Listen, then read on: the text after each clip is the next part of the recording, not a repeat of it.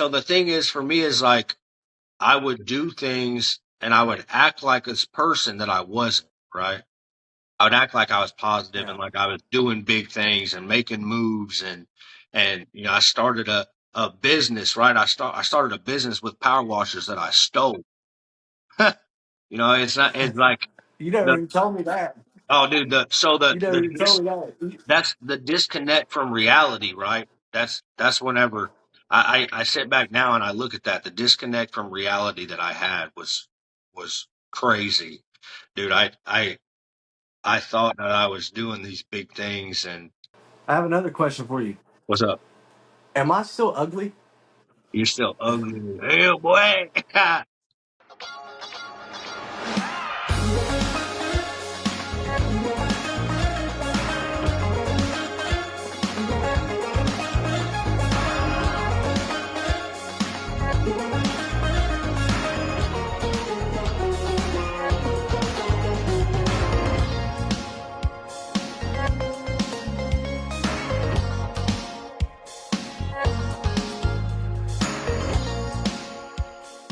Hey everybody, welcome to Excursions with Dillon Pastors. I'm your host Dylan, and today I'm honored to speak with a brother of mine. He's in recovery. I've actually been through addiction with him. He's a light in the darkness. He knows Christ. He goes to meetings. He's got a real good strong foundation in recovery. And we got together. We've been actually planning this for a couple years now, but we just never our paths kind of didn't align. But today our paths align, and so he's here. And so I don't like calling you George. Usually I don't call you George, but George, Yeah, what's up? not Can much. you Yeah. uh can you take us like a little bit into your childhood? Just start with your childhood, what life was like for you before recovery, all that stuff. If you could just dive into it. And as far as I can think back, I remember my grandparents taking care of me, right? My dad tried his best to raise me, but I remember my grandparents always being there. I think I think my dad tried his best with what he knew. You know what I mean? Like for a long time, I had regret. Like I regretted. I didn't like. I had problems loving my dad, right? Because I didn't feel like he loved me. I always wanted attention, and I always wanted to be loved, right? That's Yeah.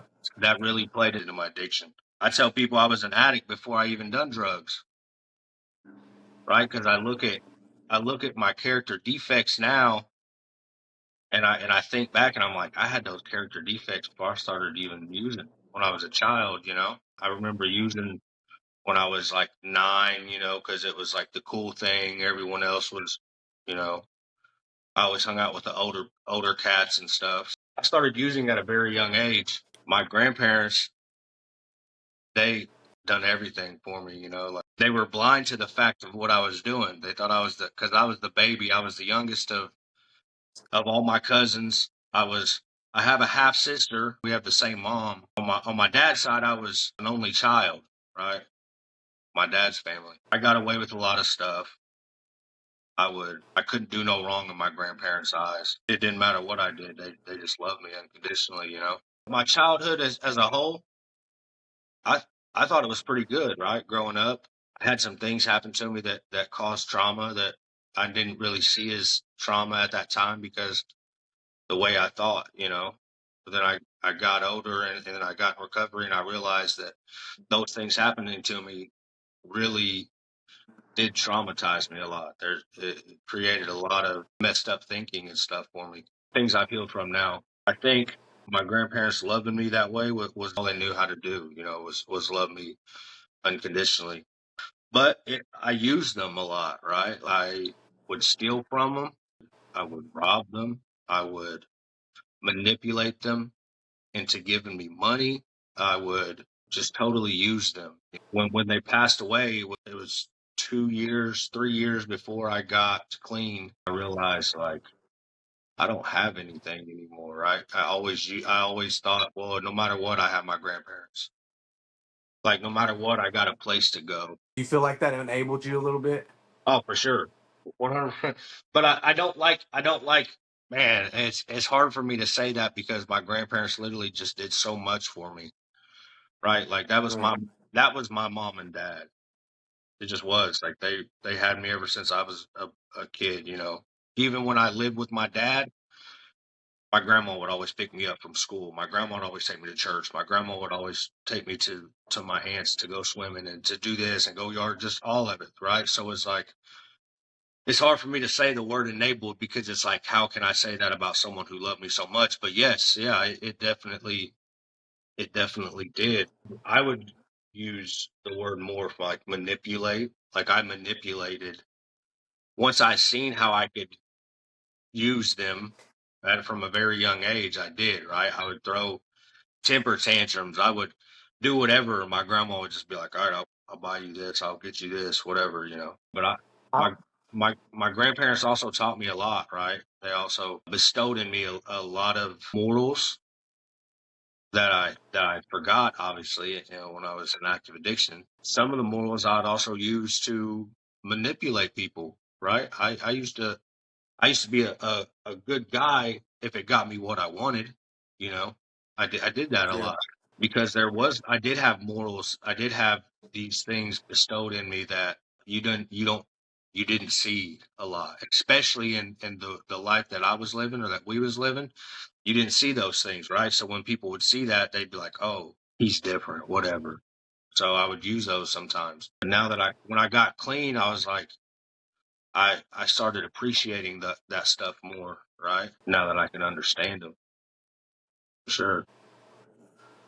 yeah.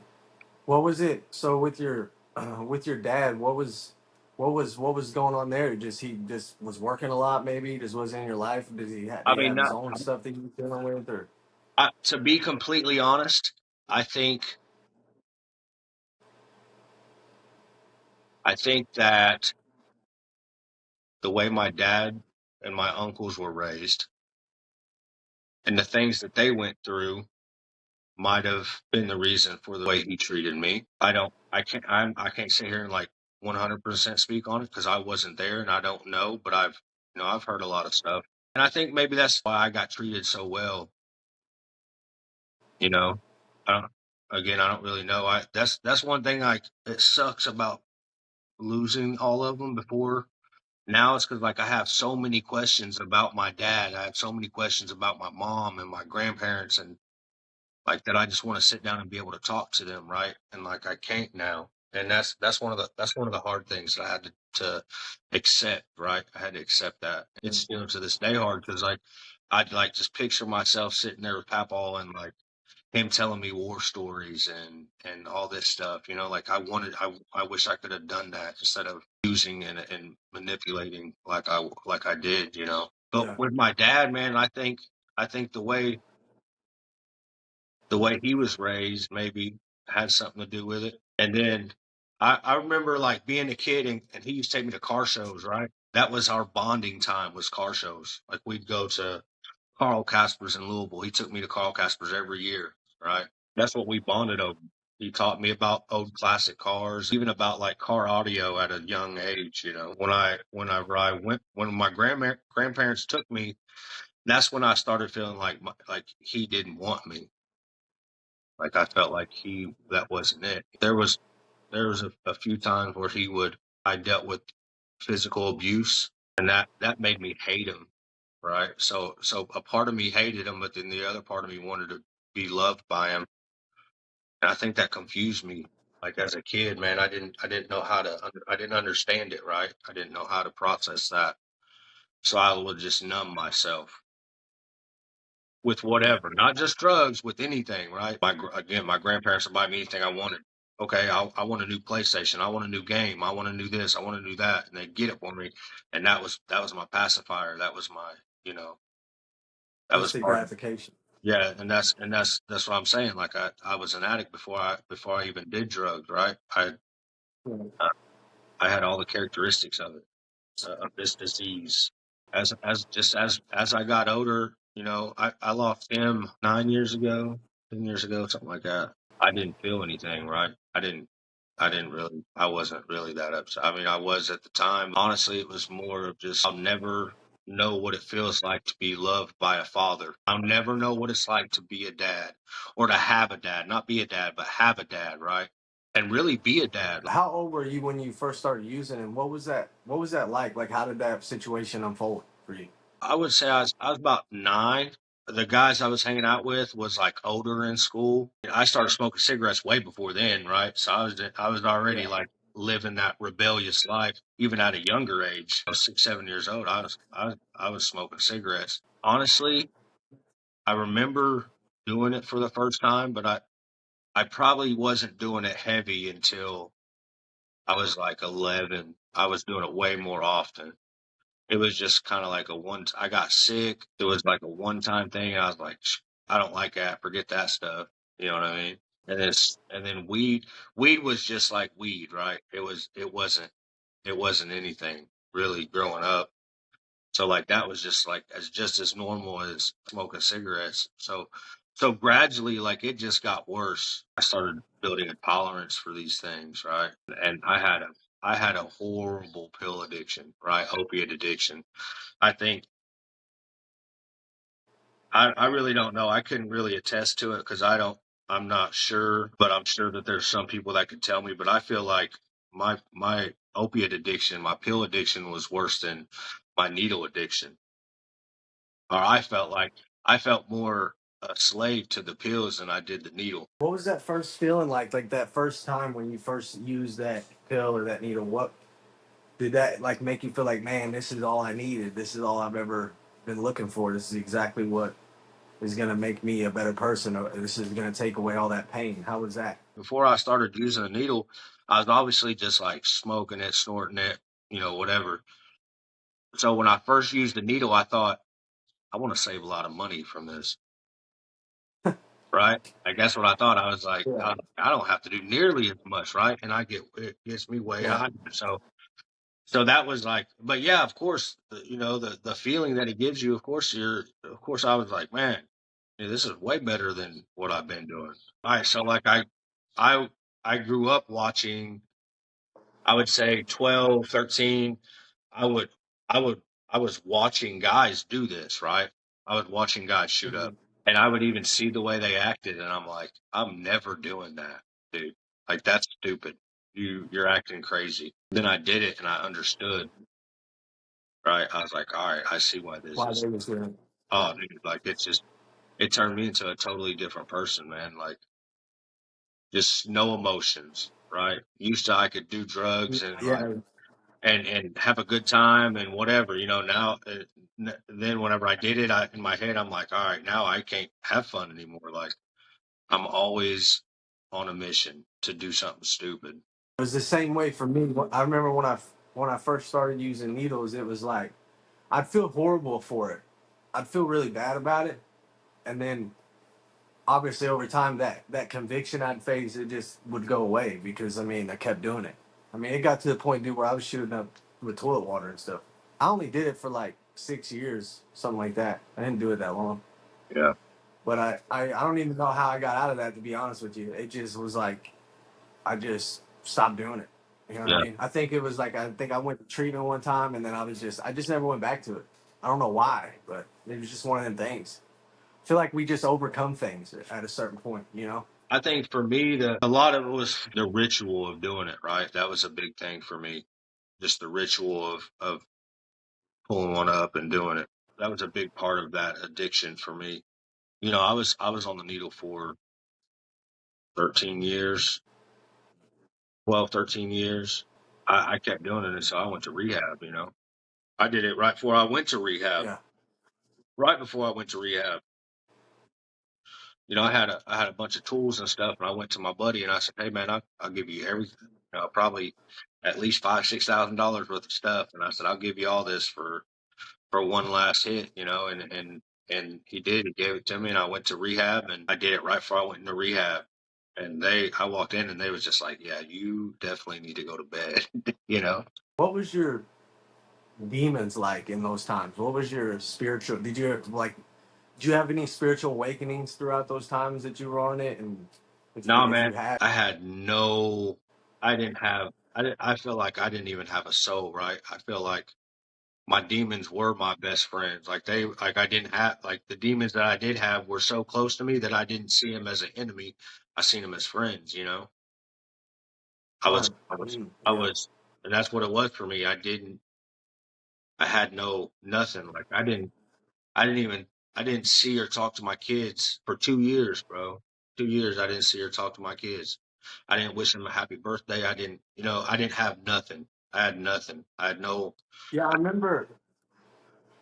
remember being in Indiana around those certain time, and that I remember that used to put weigh heavy on you. You know, For that would sure. always be something that would hurt you, and I seen that it would break your spirit. And even in those times, you still always had a positive mindset because I would come around you because you always carried a good energy, even though you was going through something. You didn't show it that easy, like it didn't affect you, but I think that you're just a strong individual in general. So like it's one of the things where you can go and put a smile on and still but be facing your darkness or whatever throughout your life. But you started a pressure washer business too around that time.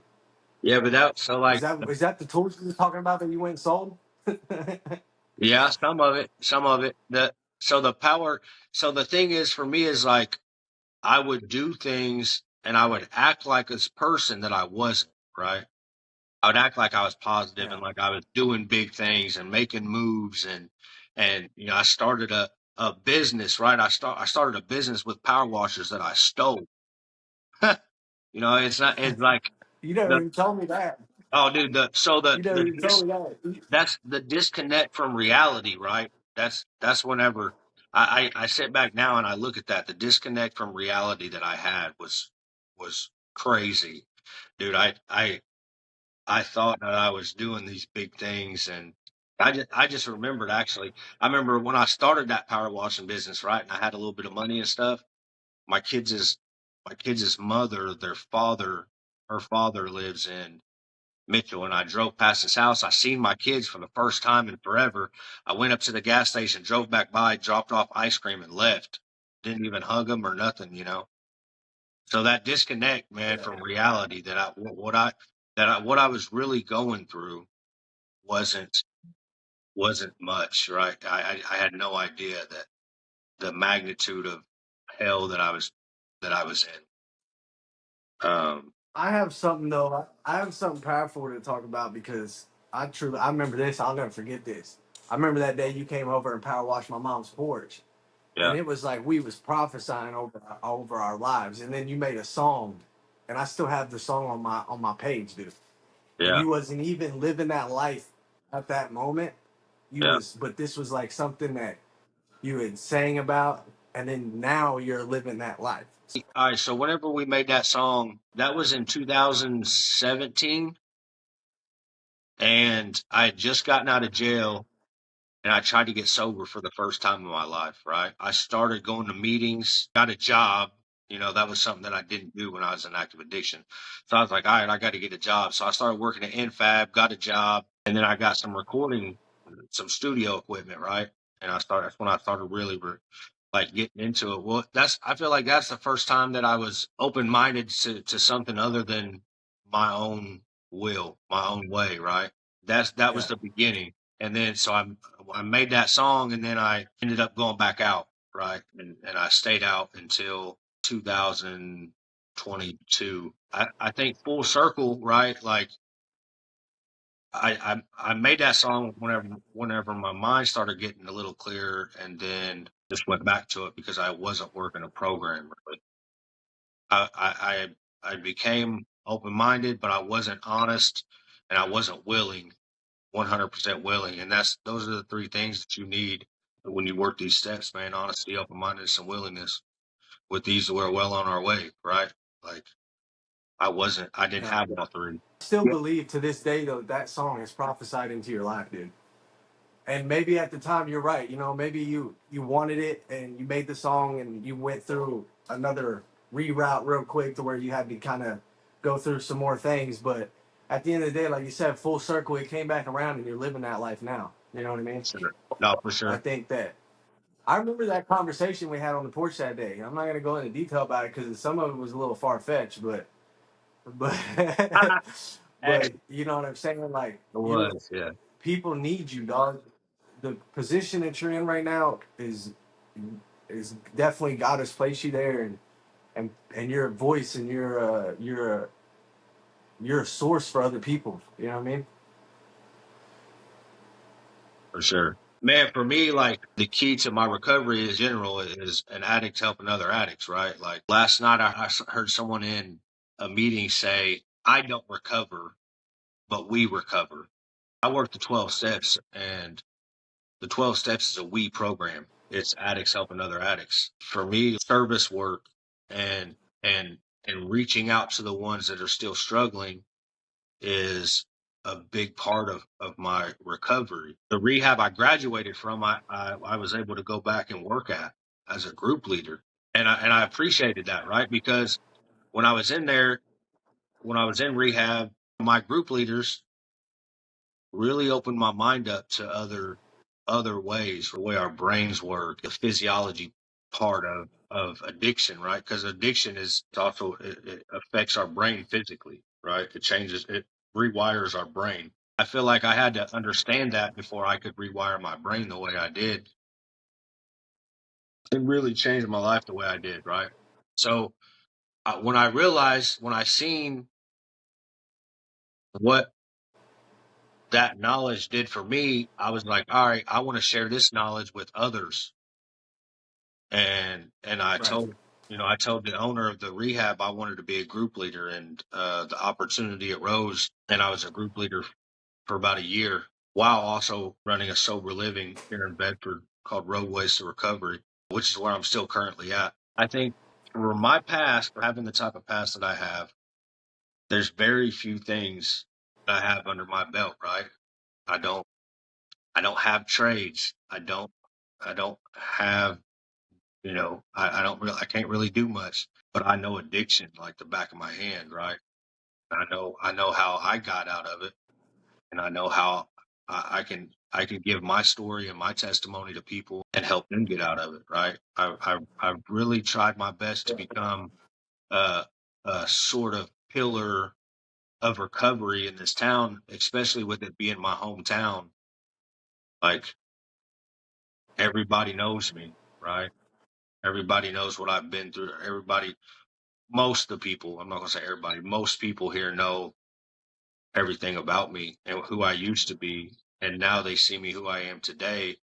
And I'm hoping that could be a beacon of light to them. Like, dang, if he can do it, if Sherman can do it, then anyone can do it. And I think that's very true, right? I believe in that wholeheartedly. That's one of the reasons why I stayed in my hometown. I want to see my old friends and then be like, okay, I could do it. Well, you're on the front lines. You know what I mean? You're on the front lines, and you're a pillar. So, like, anybody that's out there struggling right now, I'd actually tell them, reach out to you. You know what I mean? I send them your way because I know that at the end of the day, if they're ready, then you're going to plug them in. You're going to do whatever you can for them. Who is God to you? So growing up, right, I grew up in church. My grandparents brought me up in church. I always thought God was this Zeus looking dude, like that sits on a chair with like a lightning bolt in his hand, right? Up in the clouds, looking down at me, like waiting for me to do something, right? Brimstone and hell type stuff. I never had a relationship with Christ, right? I never had a relationship with God until I came into recovery. So for me, God's my father. I said, like when my dad passed away, I never knew what it'd be like to be loved, right? And like by a father, and to have a father whenever when I gave my life to Christ, September 19th of 2022, I realized what it was like to have a father and to be loved by one. I've never had anyone show me as much grace as God has, And it's to me, man, he's just love, man. His grace, his love tells me that I'm more than just an addict, right? I'm more than just my mistakes. His love shows me that I'm worthy to have a good life and to live a good life and to be a father for my kids, right? Um, everything that I have in my life, man, is because of my higher power. who I choose to call Jesus Christ, who I choose to call God, right? Have you ever felt like God's spoken to you? I don't think I've actually ever heard like God speak, right? Like I get down on my knees and I pray every night, and I get on my knees and I pray every morning, and I ask God, your will to be done, right? And I've said stuff like, God, remove this person out of my life if they're not fit to be in my life. If they're not for me, then remove them, right? And then he removes them, and something happens where we part ways. I laugh about it, right? Because I think my God has a Yeah. humor, right? The God I know Yeah. today is not the God I knew back then. The God I know today is a friend to me, and he's funny and he does stuff, like you know I don't know if you've ever heard, but don't ever pray for patience, Because then you're going to go through a situation. because then you're going to, right, he ain't going to give you patience. He's going to give you the opportunity to practice patience, or whatever spiritual principle it is that you're asking for, right? I don't think he speaks to me verbally, but I feel like he speaks to me within my life, and his blessings that he gives me. Sometimes I don't see him as blessings. Sometimes I'm like, I don't really like this, but at the end of the day, I know if it's his will, then it's for me, right? What if it's good, then it's God. I've heard someone say that before. If it's good, it's God. Anything that is separated from God, I believe is a version of hell. You know what I mean? If we're not including God in our daily life or having some type of relationship with Him, then there's something going on there where there's a part of us that's just walking on in fire. You know what I mean? Walking on coals, and, Right. So we're disconnected. You know? for sure, for sure. I think my relationship with God is definitely a personal one. I don't like going around and just like talking about God all the time, right? And I struggle with that. I know I should. I should tell people more people about Christ, right? I don't. I feel like my relationship with him is where it's supposed to be right now in my recovery and in my life, right? I lean on God. Me and God are tight. I don't necessarily, go around trying to save people. What does it mean to be saved? For me, man, being saved is willing to trust God, lean on his understanding instead of my own. I also used to think like when you get saved, everything has to stop, right? You have to be 100% perfect, right? I never understood that it's okay to struggle with things and be saved. So I still struggle with stuff, right? Obviously not drugs or anything like that. I still have things I struggle with though, but I give them to God daily.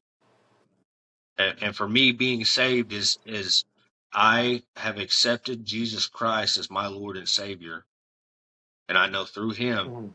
I will make it to heaven if I follow Him. Right? Mhm. I can't just keep doing the same stuff. Yeah, I think you're right. It doesn't give us an excuse to stay in sin, but the only way we're getting into heaven is because of what Jesus has done for us. For You sure. know, that's what I believe in. I feel like, but in the sense though, yeah, you have to follow him, but he died for the people that don't even the people that don't even know, you know, or that don't have that understanding or whatever, and I believe that like when I get up to heaven and God's like, yo, what did you do to earn to uh feel like you can get into heaven or whatever, I'm just gonna be like, I didn't do anything good enough, you know. The Right. reason why I'm allowed into heaven is because you sent your son to die for that. Do you feel like you're living in your purpose or walking in it? And if you are, what is that? And that's a hard question, right? Because like I'm in a crossroad in my life where I've in October 24th, I will be 3 years clean. My whole recovery up until now, I thought my purpose in life was to work in recovery, live recovery, eat recovery, sleep recovery. I thought it's all recovery, right? And it worked.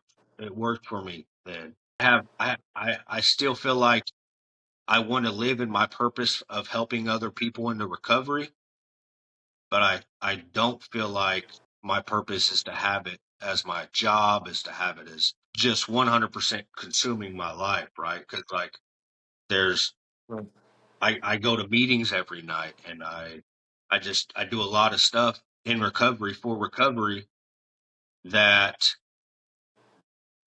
I don't want to say hinders me from being a father, but it is there's I could it's things that I could be, maybe because I don't want to give it up, right? Like I don't want to stop going to meetings and stuff, but I want to have more time for my kids. Like I think that's my purpose. I feel like is me being a good father and raising and showing my kids the love that I never had, from a father. But then again, Right.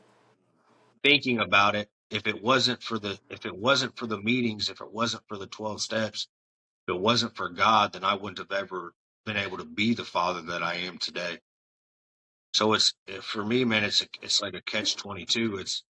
It's I want to spend more time with my kids. I want to get I saw I run a sober living. I'm ready to move into my own house, right? I want my own place. I want my kids to have their own rooms. Like that's what I'm wanting to do right now, right? And I'm taking the steps necessary in order to do that. I I think that's my purpose, though, right? Is just to be a good father.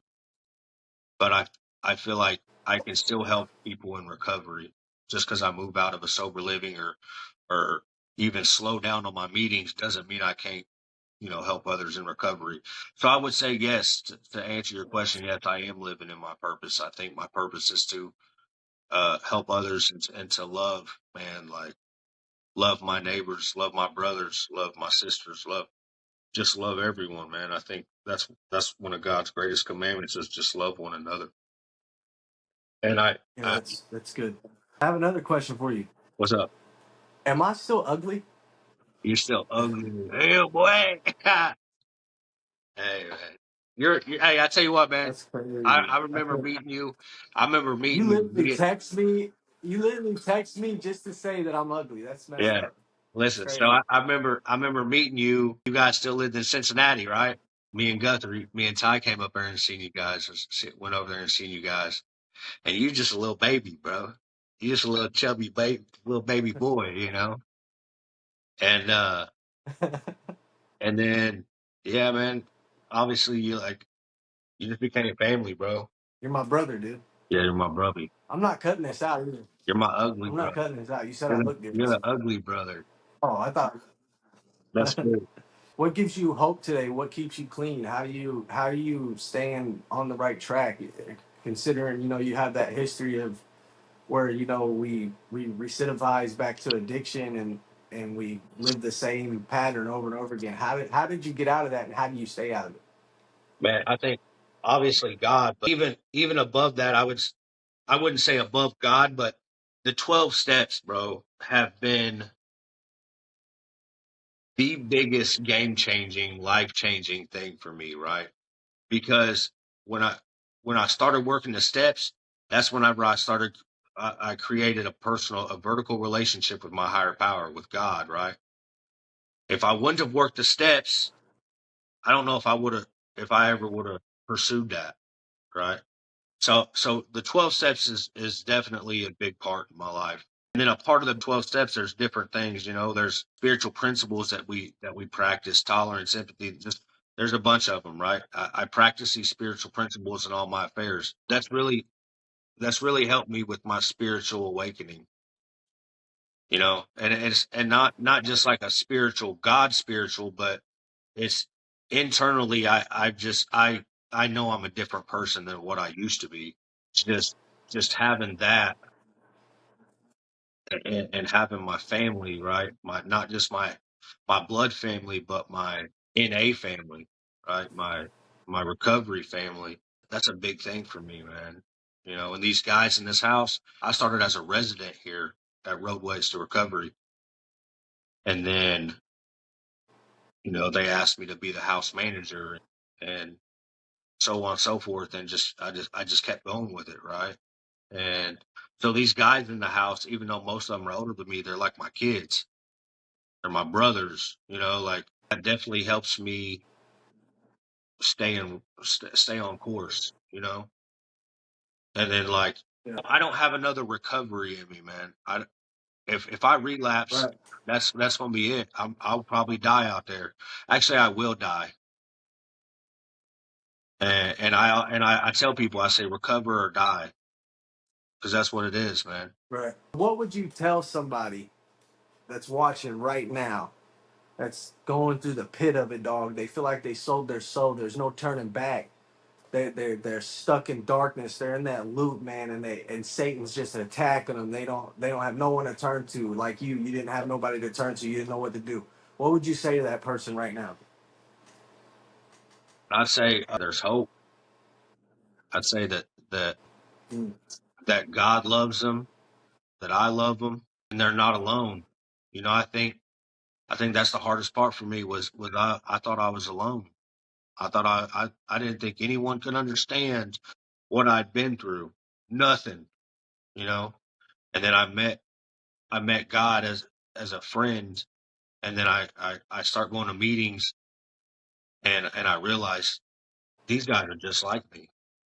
You know, I heard a guy one time say he walked into a meeting for the first time. A guy walked up to him and said, uh, "What's your name?" He said, "Well, my name's so and so. I'm an addict, alcoholic." And the guy looked at him and said, "I know half your life." He goes, "How do you don't know me? I just met you." He said, "No, I know half your life," and he did, right? So that shows that I'm not alone in this. You're not alone in this. We have Right. we have each other, right? There's people out there that understand things that you're going through, and there is a way out. And I feel like, you know, the the intentions of this for me is to reach people, right? And for you too, I'm sure as well, like is to get other people's story out there and show just how many people are alike, just how many people battle with this stuff, man, and that there is a Yeah. way out. And that gives me hope today, right? That gives me hope is Yeah. is when I see someone walk through those doors at a meeting, and they're an hour sober, and then I see them get their 24-hour tag, their 24-hour chip. That gives me hope. And then I see them get their 9 month or a year tag. That gives me hope. That gives me hope in my God, and in my program. That's my intentions. That's definitely the intentions of this podcast and the platform is to get other people's stories out there and Sure. reach other people. I'm still working on getting my content even further out there. Actually, I'm about to get my content on. I don't know if you ever know if you heard of the Pando app, but it's an app that's Yeah. in jail, Yep. and so I'll be able to post my content on that, so people that are in jail will be able to get get on and see the content and do all that. And For sure. so yeah, I got a lot of things in the works. Sure. I want to say that if there's anybody that's out there struggling and you do want help and you need help, you can reach out to George. That doesn't mean that if you're not ready, obviously don't do it, but I he so might be able to help you out, I give you I, some advice, talk to you. I do want to say, I'm a big part of Roadways to Recovery. We're based out of Bedford, Indiana. We're sober living. Um, you got to do a 28-day IOP class while you stay in our sober living, or we also have PHP in Terre Haute. Um, and coming out of PHP, you can either opt to come back to Bedford to sober living, or we also have a sober living in Terre Haute. We also have a female sober living here in Bedford, that we opened. So yeah, man, I definitely know a lot of people, uh, and I like networking. Right, that's my biggest thing was networking with a lot of different people, from different recovery homes, from different medical facilities, treatment facilities. So I definitely have my hands out, man, and I got a lot of got a lot of connections for sure. So Yeah, so if you're in Indiana and you're serious and you want the help, reach out to this man and he's going to hook you up the best that he can. yeah, No promises, but yeah, last time I sent him last time I told somebody about you, you hooked them up, and Yeah, you already knew them, but I yeah. don't know why they reached out to me first. But I don't you know, hear man, either way, right? Doesn't matter as long as they get the help. That's all that matters. Hey guys, this is George Patton, man. I just want to say, man, I appreciate you, Dylan. I appreciate you guys letting me come on this show. If you like this episode, just hit that like button, share it, tell everyone about it. You know what I mean? I enjoyed it, man, for real. I think you're doing big things, man.